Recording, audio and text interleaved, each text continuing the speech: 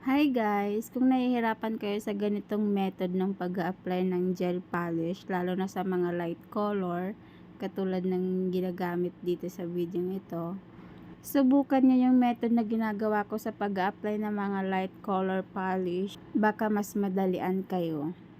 So, ito na nga, nalagyan ko na siya ng gel base coat, tsaka first layer ng gel polish. Then, ayan na yung ginagawa ko. Inuurong-urong ko lang yung gel color, ganyan. Kasi para sa akin, mas madali siyang gawin kaysa doon sa nagawa kanina sa unang video. Then, after kong gawin yan, ginagamitan ko din siya katulad ng nasa video kanina ng small brush, yung pang nail art guys, para makuha natin yung mga gilid-gilid. Nilagyan ko pala muna sila guys lahat ng gel color, then saka ko isa-isa na i-brush yung mga sides nila. Then, cure for 1 minute or 60 seconds. Pinahuli ko nga pala yung hinlalaki kasi may kabagalan ako mag-apply ng nail polish, baka magkalat. And tada! Finished product! Masaya naman nga si client sa resulta ng kanyang gel polish. Hindi nga siya malikot at wala nga siyang maraming dada, maraming tanong kasi usually dito sa Middle East, maraming tanong ang client kahit hindi ka patapos, sasabihin niya, Eshada.